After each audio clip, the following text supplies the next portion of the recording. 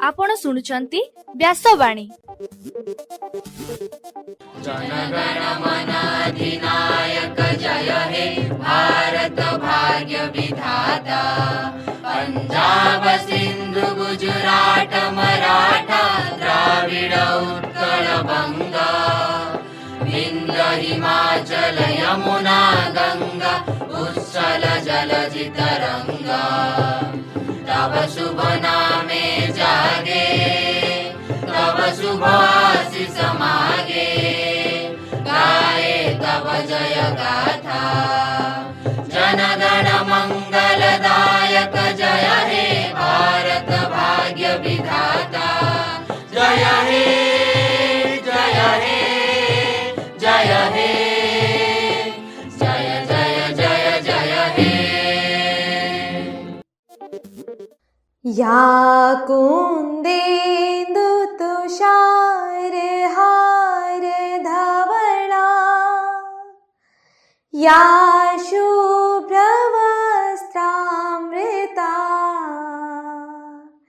या वीणा वरदण्ड मण्डितकरा। या श्वेत पद्मासना। या ब्रह्मा श्रुत शंकर प्रभृतिवी।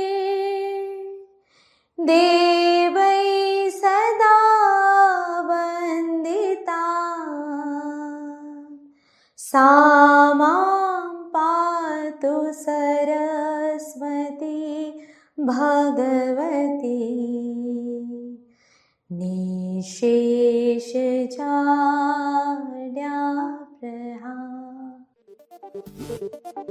नमस्कार व्यासवाणी खबर सहित मु जागृति। प्रथमे मुख्य खबर। फकीरमोहन विश्वविद्यालय सीनेट सदस्य भावे मनोनीत हेले बालेश्वर सांसद प्रताप चंद्र षडंगी। राजस्व और विपर्य परिचालना मंत्री सुरेश पूजारी आज संध्यारे बन्या क्षयक्षति संपर्क में घोषणा करेंगे। चांदीपुर स्थित गलाबारूद परीक्षा केन्द्र में अग्नि 4 क्षेपणास्त्र सफल परीक्षण। 2 दिनिया निवेश सम्मेलन में जोग देवाई नुआदिल्ली गले मुख्यमंत्री मोहन चरण माझी। आज हेउची ओडिया चलचित्र जनक मोहन सुंदर देव गोस्वामी पवित्र जन्मदिन। आज जातीय हस्ततंत्र दिवस पालन करा जाउछि। ओडिशार 2 जण मुरांकान को पुरस्कृत करिवे राष्ट्रपति। हस्ततंत्र दिवस पालन करने युवपीढ़ी को आह्वान कले प्रधानमंत्री। पश्चिम एशियार संकट संपर्क में इस्राएल प्रधानमंत्री बेंजामिन नेतान्याहू सहित फोन रे कथा हेले प्रधानमंत्री नरेंद्र मोदी। जातीय कनिष्ठ हॉकी फाइनाल रे प्रवेश कला ओडिशा एवं आगकू आसुची 2टी लघुचाप। 17 तारिख जाए राज्य रे प्रबल वर्षा हेब नै पाणीपाग विभागर सूचना।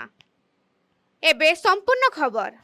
बालेश्वर सांसद प्रताप चंद्र षडंगी फकीरमोहन विश्वविद्यालय सीनेट सदस्य भावे मनोनीत होइछन्ती। ए संपर्क में विश्वविद्यालय पक्षर एक विज्ञप्ति प्रकाश पाई। सांसद श्री षडंगी यह कार्यकाल तांको सांसद पदर कार्यकाल समाप्त हेबा पर्यंत किंबा परवर्ती आदेश पर्यंत बलवत्तर रहिबो। विश्वविद्यालय सीनेट श्री षडंगी मनोनयन को विभिन्न महलरू स्वागत कर जाइछि। राज्यर बन्या परिस्थिति और क्षयक्षतिर समीक्षा पर राजस्व और विपर्य परिचालन मंत्री सुरेश पूजारी आज संध्यारे बन्या जनित क्षयक्षति संपर्क में सरकार पक्षर विस्तृत घोषणा करेंगे। 22 जिलार जिलापाल तहसीलदार और बीडीओ मानक सह मंत्री बैठक करेंगे। मंत्री संध्याकालीन घोषणा रे बन्या प्रभावित जिलागुड़िकर प्रकृत क्षयक्षति घरबाड़ी फसल रास्ताघाट और अन्य भित्तिभूमिर क्षतिर प्रारंभिक आकलन सह प्रभावित परिवारों सहायता पैकेज संपर्क में सूचना दिया बोली जना पड़ी। एथिसह रिलीफ बंटन पानीय जल स्वास्थ्य सेवा पशु खाद्य और पुनर्वास व्यवस्था संपर्क में सरकार पदक्षेप उपस्थापन करा।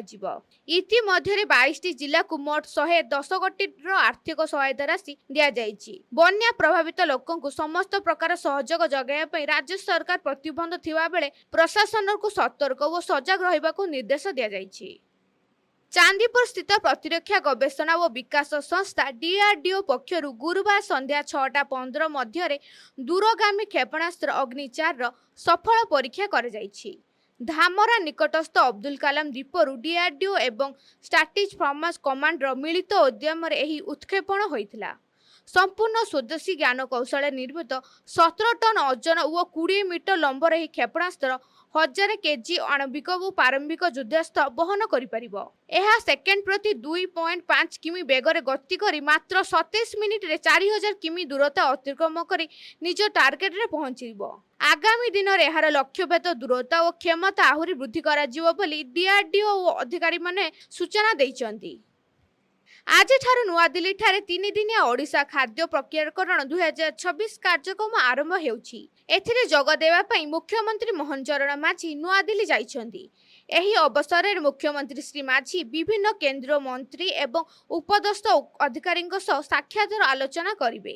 ଓଡ଼ିଶାର ବିକାଶମୂଳକ ପ୍ରକଳ୍ପ, ଭିତ୍ତିଭୂମି ଉନ୍ନୟନ, ଶିଳ୍ପ, ପରିବହନ ଓ କେନ୍ଦ୍ରୀୟ ସହଯୋଗ ସମ୍ବନ୍ଧୀୟ ବିଭିନ୍ନ ପ୍ରସଙ୍ଗ ଉପରେ ଆଲୋଚନା ହେବାର କାର୍ଯ୍ୟକ୍ରମ ରହିଛି। ସେହିପରି ରାଜ୍ୟର କୃଷି, ଖାଦ୍ୟ ପ୍ରକ୍ରିୟାକରଣ ଓ କୃଷି ଭିତ୍ତିର ଶିଳ୍ପର ବିକାଶ ଉପରେ ମୁଖ୍ୟମନ୍ତ୍ରୀ ବିଭିନ୍ନ ନିବେଶକମାନଙ୍କ ସହ ଆଲୋଚନା କରିବେ ବୋଲି ଜଣାପଡ଼ିଛି। ଆଜି ହେଉଛି ଓଡ଼ିଆ ଚଳଚ୍ଚିତ୍ରର ଜନକ ମୋହନ ସୁନ୍ଦର ଦେବ ଗୋସ୍ୱାମୀଙ୍କ ପବିତ୍ର ଜନ୍ମଦିନ। ପ୍ରଥମ ଓଡ଼ିଆ ଚଳଚ୍ଚିତ୍ର ସୀତା ବିବାହ ସେ ନିର୍ମାଣ କରିଥିଲେ। ଏହି ଚଳଚ୍ଚିତ୍ର 1936 ମସିହାରେ ପୁରୀର ଲକ୍ଷ୍ମୀ ସିନେମା ହଲରେ ମୁକ୍ତିଲାଭ କରିଥିଲା। ସୀତା ବିବାହ ମାଧ୍ୟମରେ ଓଡ଼ିଆମାନେ ପ୍ରଥମ ଚଳଚ୍ଚିତ୍ରର ସ୍ୱାଦ ଅନୁଭବ କରିଥିଲେ ଏବଂ ତାପରେ ଓଡ଼ିଆ ଚଳଚ୍ଚିତ୍ର ଦୁନିଆ ଆଗକୁ ବଢ଼ିଥିଲା। ମୋହନ ସୁନ୍ଦର ନିଜେ ଏହି ଚଳଚ୍ଚିତ୍ରର ପ୍ରଯୋଜକ ଓ ନିର୍ଦ୍ଦେଶକ ଥିଲେ ଏବଂ ବିଶ୍ୱମିତ୍ର ଭୂମିକାରେ ଅଭିନୟ କରିଥିଲେ। ଏହି ଚଳଚ୍ଚିତ୍ର ମୋଟ 14ଟି ଗୀତ ଥିଲା ଏବଂ ସେଥିମଧ୍ୟରୁ ମୋହନ ସୁନ୍ଦର ନିଜେ 12ଟି ଗୀତ ଗାଇଥିଲେ। ଏହି ଚଳଚ୍ଚିତ୍ର ନିର୍ମାଣ ପାଇଁ ସେ ନିଜ ଘରର ସୁନା ଗହଣା, ଜମିବାଡ଼ି ଆଦି ବିକ୍ରି କରିଦେଇଥିଲେ।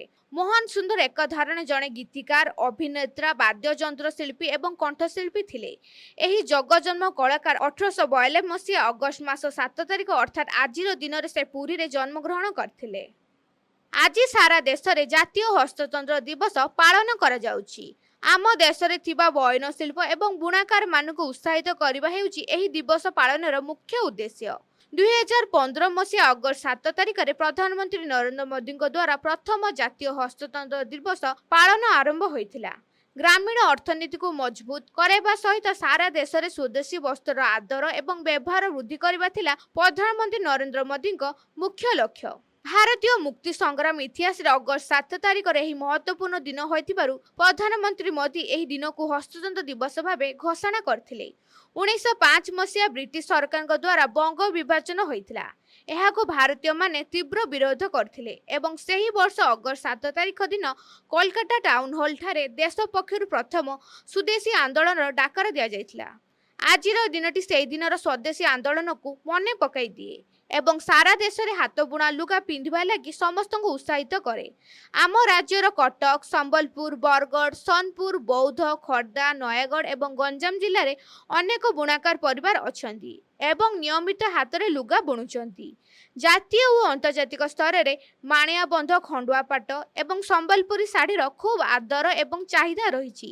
ନିଜ ହାତବୁଣା ଲୁଗା ପିନ୍ଧିବା ଏବଂ ଅନ୍ୟମାନଙ୍କୁ ପିନ୍ଧାଇବା ଲାଗି ଉତ୍ସାହିତ କରିପାରିଲେ ଆଜିର ଏହି ଜାତୀୟ ହସ୍ତତନ୍ତ ଦିବସ ପାଳନ ଲକ୍ଷ୍ୟ ପୂରଣ ହୋଇପାରିବ। ଜାତୀୟ ହସ୍ତତନ୍ତ ଦିବସ ଅବସରରେ ଆଜି ସାରା ଭାରତରୁ 22 ଜଣ ବୁଣାକାରଙ୍କୁ ରାଷ୍ଟ୍ରପତି ଦ୍ରୌପଦୀ ମୁର୍ମୁ ନୂଆଦିଲ୍ଲୀଠାରେ ପୁରସ୍କୃତ କରିବେ। ଏମାନଙ୍କ ମଧ୍ୟରୁ ଓଡ଼ିଶାର 2 ଜଣ ବରିଷ୍ଠ ବୁଣାକାର ମଧ୍ୟ ରାଷ୍ଟ୍ରପତିଙ୍କ ଦ୍ୱାରା ପୁରସ୍କୃତ ହେବେ। ଏମାନେ ହେଲେ ବରଗଡ଼ ଜିଲ୍ଲାର ରାମ ମେହେର ଓ ଜଗତସିଂହପୁର ଜିଲ୍ଲାର ପ୍ରଫୁଲ୍ଲ କୁମାର ସାହୁ। ରାମ ମେହେର ହସ୍ତତନ୍ତ କ୍ଷେତ୍ରରେ ଭାରତର ସର୍ବୋଚ୍ଚ ସମ୍ମାନ ସନ୍ଥ କବି ହସ୍ତତନ୍ତ ପୁରସ୍କାର ପାଇବାକୁ ମନୋନୀତ ହୋଇଥିବା ବେଳେ ପ୍ରଫୁଲ୍ଲ କୁମାର ସାହୁ ଜାତୀୟ ହସ୍ତତନ୍ତ ପୁରସ୍କାର ପାଇବେ ବୋଲି ଜଣାପଡ଼ିଛି। ଜାତୀୟ ହସ୍ତତନ୍ତ ଦିବସରେ ଅବବାହିକା ପୂର୍ବରୁ ପ୍ରଧାନମନ୍ତ୍ରୀ ନରେନ୍ଦ୍ର ମୋଦି ଦେଶବାସୀଙ୍କୁ ହସ୍ତତନ୍ତ ବସ୍ତ୍ର ଓ ସ୍ୱଦେଶ ଉତ୍ପାଦନ ପ୍ରତି ଆକର୍ଷିତ କରିବାର ଲକ୍ଷ୍ୟରେ ସାମାଜିକ ଗଣମାଧ୍ୟମରେ ଏକ ଭିଡିଓ ବାର୍ତ୍ତା ଜାରି କରିଛନ୍ତି। ଗୁରୁବାର ପ୍ରକାଶିତ ଏହି ଭିଡିଓରେ ସେ ଭାରତର ସମୃଦ୍ଧି, ବୟନ ପରମ୍ପରା, ସ୍ଥାନୀୟ ବୁଣାକାରଙ୍କ ଦକ୍ଷତା ଓ ଆତ୍ମନିର୍ଭରତା ଭାରତ ଅଭିଯାନକୁ ପ୍ରୋତ୍ସାହିତ କରିଛନ୍ତି। ଭିଡିଓରେ ସ୍ୱଦେଶୀ, ଭୋକାଲ ଫର ଲୋକାଲ ଓ ଆତ୍ମନିର୍ଭର ଭାରତର ବାର୍ତ୍ତାକୁ ପ୍ରଧାନମନ୍ତ୍ରୀ ବିଶେଷ ଗୁରୁତ୍ୱ ଦେଇଛନ୍ତି। ଏଥିସହିତ ସେ ଦେଶର ଯୁବପିଢ଼ିଙ୍କୁ ହସ୍ତତନ୍ତ ପାଳନ କରିବା ପାଇଁ ମଧ୍ୟ ଆହ୍ୱାନ ଦେଇଛନ୍ତି। साथियों, 1905 7 अगस्त हमें भूलना नहीं है। 7 अगस्त 1905 को देश की आजादी के लिए स्वदेशी आंदोलन का प्रारंभ हुआ था और आत्मनिर्भर भारत की नींव डाली गई थी। अंग्रेजों के खिलाफ देशवासियों ने एक बहुत बड़ी लड़ाई लड़ी थी। जन जन जुड़ गया था। अभी पिछले सप्ताह आप सबने फ्रेंडशिप डे मनाया। मैं आज आग्रह करता हूं 7 अगस्त हैंडलूम डे होता है। प्रधानमंत्री नरेंद्र मोदी इस्राएल प्रधानमंत्री बेंजामिन नेतान्याहुଙ୍କ सह फोन आलोचना କରିଛନ୍ତି। आलोचनाରେ ପଶ୍ଚିମ ଏସିଆର ଜାରି ସଂକଟ ଓ ସାମ୍ପ୍ରତିକ ଘଟଣାବଳୀ ନେଇ ଦୁଇ ନେତା ମତ ବିନିମୟ କରିଥିଲେ। ଏଥିସହ ଭାରତ ଇସ୍ରାଏଲ ସ୍ୱତନ୍ତ୍ର ରଣନୀତିର ସହଭାଗିତାରେ ଅଗ୍ରଗତି ସମୀକ୍ଷା କରାଯାଇଥିଲା। ବିଭିନ୍ନ କ୍ଷେତ୍ରରେ ଦ୍ୱିପାକ୍ଷିକ ସହଯୋଗ ସୁଦୃଢ଼ କରିବାକୁ ଦୁଇ ନେତା ପ୍ରତିବଦ୍ଧତା ହୋଇଛନ୍ତି। ସେମାନେ ନିୟମିତ ଯୋଗାଯୋଗରେ ରହିବାକୁ ମଧ୍ୟ ସହମତ ହୋଇଛନ୍ତି। ଜାତୀୟ କନିଷ୍ଠ ପୁରୁଷ ହକି ପ୍ରତିଯୋଗିତାର ଫାଇନାଲରେ ଓଡ଼ିଶା ପ୍ରବେଶ କରିଛି। ଗୁରୁବାର ଖେଳାଯାଇଥିବା କଡ଼ା ସଂଘର୍ଷପୂର୍ଣ୍ଣ ସେମିଫାଇନାଲରେ ଓଡ଼ିଶା 6-4 ଗୋଲରେ ପଞ୍ଜାବକୁ ପରାସ୍ତ କରିଛି। ମ୍ୟାଚର ପ୍ରାରମ୍ଭରେ ପଞ୍ଜାବ ଦ୍ରୁତ 2ଟି ଗୋଲ କରି 2-0ରେ ଅଗ୍ରଣୀ ହୋଇଥିଲା। ତେବେ ଆଲୋକ ଗୁଜରଙ୍କ ଗୋଲରେ ଓଡ଼ିଶା ପ୍ରତି ଜବାବ ଦେଇଥିଲା। ପରେ ବିକ୍ରମ ଓରାମ ସ୍କୋର ସମାନ କରିଥିବା ବେଳେ ଦୀପକ ପ୍ରଧାନ ମଧ୍ୟ ଗୁରୁତ୍ୱପୂର୍ଣ୍ଣ ଗୋଲ କରିଥିଲେ। ତୃତୀୟ ଓ ଚତୁର୍ଥ କ୍ୱାର୍ଟର ଉଭୟ ଦଳ ମଧ୍ୟରେ ରୋମାଞ୍ଚକ ଲଢ଼େଇ ଦେଖିବାକୁ ମିଳିଥିଲା। ବିକ୍ରମ ଓରାମ ଫାଇନାଲ କର୍ଣ୍ଣରକୁ ଆଉ 2ଟି ଗୋଲ କରି ହ୍ୟାଟ୍ରିକ୍ ଅର୍ଜନ କରିଥିଲେ। ଶେଷ ମିନିଟରେ ସୁଜିତ ତ୍ରିକିଙ୍କ ଗୋଲରେ ଓଡ଼ିଶା ବିଜୟ ସୁନିଶ୍ଚିତ କରି 6-4ରେ ମ୍ୟାଚ୍ ଜିତିଥିଲା। ଏହି ବିଜୟ ସହ ଓଡ଼ିଶା ଫାଇନାଲରେ ପ୍ରବେଶ କରି ଚାମ୍ପିୟନ ହେବାକୁ ଆଶା ଆହୁରି ଦୃଢ଼ ରଖିଛି। ଏବେ ପାଣିପାଗ ଖବର। ଲଗାତାର ଘୂର୍ଣ୍ଣିବଳୟ ଯୋଗୁଁ ପୁଣି ଲଘୁଚାପ ସମ୍ଭାବନା ରହିଛି। ଆସନ୍ତା 17 ତାରିଖ ପର୍ଯ୍ୟନ୍ତ ବର୍ଷା ଲାଗି ରହିବା ନେଇ ଆଞ୍ଚଳିକ ପାଣିପାଗ ବିଭାଗର ପୂର୍ବାନୁମାନ କରିଛି। ସୁନ୍ଦରଗଡ଼, ବାଲେଶ୍ୱର, ଅନୁଗୁଳ, ଢେଙ୍କାନାଳ, କୋରାପୁଟ, ଗଞ୍ଜାମ, ନବରଙ୍ଗପୁର, ମାଲକାନଗିରି କେତେକ ଅଞ୍ଚଳରେ ପ୍ରବଳ ବର୍ଷା ସମ୍ଭାବନା ରହିଛି। ଆସନ୍ତା 24 ଘଣ୍ଟା ମଧ୍ୟରେ ମୟୂରଭଞ୍ଜ ଓ କେନ୍ଦୁଝରରେ ପ୍ରବଳରୁ ଅତି ପ୍ରବଳ ବର୍ଷା ହୋଇପାରେ। ଅନ୍ୟ ଜିଲ୍ଲାଗୁଡ଼ିକରେ ଘଡ଼ଘଡ଼ି ସହ ବର୍ଷା ନେଇ ପାଣିପାଗ ବିଭାଗର ୟେଲୋ ୱାର୍ଣ୍ଣିଂ ଜାରି ରହିଛି। ଏବେ ଉତ୍ତର ପଶ୍ଚିମ ବଙ୍ଗୋପସାଗରରେ ଲଘୁଚାପ ସୃଷ୍ଟି ହେବା ସହ ଆଉ ଗୋଟିଏ ଲଘୁଚାପ ଗଙ୍ଗେୟ ପଶ୍ଚିମବଙ୍ଗ ଓ ବାଂଲାଦେଶରେ ସୃଷ୍ଟି ହେବା ନେଇ ପାଣିପାଗ ବିଭାଗର ସୂଚନା ଦେଇଛି। ଏବେ ଆସନ୍ତୁ ଶୁଣିବା ଆଜିର ସ୍ୱାସ୍ଥ୍ୟବାଣୀ। ପ୍ରାତଃ ଭୋଜନକୁ ଦିନର ସବୁଠାରୁ ଗୁରୁତ୍ୱପୂର୍ଣ୍ଣ ଭୋଜନ କୁହାଯାଏ। ପ୍ରତିଦିନ ପ୍ରାତଃ ଭୋଜନରେ ସୁଷମ ଖାଦ୍ୟ ସାମିଲ କଲେ ଶରୀରକୁ ଆବଶ୍ୟକ ଶକ୍ତି ମିଳେ। ସାରା ଦିନ ଶରୀର ତାଜା ରହେ ଏବଂ ଥକା ଲାଗେ ନାହିଁ। ଉତ୍ତମ ପ୍ରାତଃ ଭୋଜନ ଦ୍ୱାରା ଶାରୀରିକ ଶକ୍ତି ବଢ଼ିବା ସହିତ ମନ ସୁସ୍ଥ ରହେ। ସକାଳର ଭୋଜନ ମସ୍ତିଷ୍କକୁ ଶକ୍ତି ଯୋଗାଇବା ସହ ଧ୍ୟାନ ଏବଂ ସ୍ମରଣ ଶକ୍ତି ବଢ଼ାଇବାରେ ସାହାଯ୍ୟ କରେ। ପୁଷ୍ଟିକର ପ୍ରାତଃ ଭୋଜନ ପରେ ପଢ଼ିବାକୁ ବସୁଥିବା ଛାତ୍ରଛାତ୍ରୀଙ୍କ ମାନସିକ ଦକ୍ଷତା ପ୍ରଖର ହୋଇଥାଏ ବୋଲି ସ୍ୱାସ୍ଥ୍ୟ ବିଶେଷଜ୍ଞମାନେ ଗବେଷଣାରୁ ଜାଣିବାକୁ ପାଇଛନ୍ତି। ସେହିପରି ଅଫିସ କର୍ମଚାରୀ ହୁଅନ୍ତୁ କିମ୍ବା ଶ୍ରମିକ, ସମସ୍ତେ ଉତ୍ତମ ପ୍ରାତଃ ଭୋଜନ ପରେ ନିଜର କାର୍ଯ୍ୟ ଆରମ୍ଭ କରିବା ଉଚିତ। ଏହାଦ୍ୱାରା ସେମାନଙ୍କର କାର୍ଯ୍ୟଦକ୍ଷତା ବଢ଼େ ଏବଂ ଥକା ଅନୁଭବ ହୋଇନଥାଏ। ଦିନଯାକ କାମ କରିବା ପାଇଁ ଆବଶ୍ୟକ ଶକ୍ତି ମଧ୍ୟ ମିଳିଥାଏ। ପ୍ରାତଃ ଭୋଜନ ନ କଲେ ଦୁର୍ବଳ ଲାଗିବା ସହିତ ମୁଣ୍ଡ ବ୍ୟଥା, ମୁଣ୍ଡ ଘୁରାଇବା, ଅମ୍ଳପିତ୍ତ ଓ ଗ୍ୟାସ୍ ଭଳି ସମସ୍ୟା ଦେଖାଦେଇପାରେ। ସାରା ଦିନ ହାଲିଆ ଲାଗେ, ଓଜନ ବଢ଼ିପାରେ। ପ୍ରାତଃ ଭୋଜନ ନ କରିବା ଦ୍ୱାରା ମଧୁମେହ ଓ ହୃଦରୋଗ ଆଶଙ୍କା ମଧ୍ୟ ବଢ଼ିଥାଏ। ନିୟମିତ ଭାବେ ପ୍ରାତଃ ଭୋଜନରେ ଦୁଧ, ଡାଲି, ଫଳ ଓ ସବୁଜ ପନିପରିବା ଖାଆନ୍ତୁ। ଇଡଲି, ଦୋସା, ଦହିଚୁଡ଼ା, ଗଜାମୁଗ, ବୁଟ ଆଦି ପ୍ରାତଃ ଭୋଜନରେ ସାମିଲ କରନ୍ତୁ। ତେଲଛଣା ଖାଦ୍ୟ କିମ୍ବା ରାସ୍ତା କଡ଼ରେ ବିକ୍ରି ହେଉଥିବା ଖାଦ୍ୟଠାରୁ ଯଥାସମ୍ଭବ ଦୂରେଇ ରୁହନ୍ତୁ। ସୁଷମ ଓ ପୁଷ୍ଟିଯୁକ୍ତ ପ୍ରାତଃ ଭୋଜନ ଦ୍ୱାରା ସୁସ୍ଥ ଓ ନିରୋଗ ରହିପାରିବେ। ଆଜିର ଖବରକୁ ଏଇଠି ରଖୁଛୁ। ନମସ୍କାର।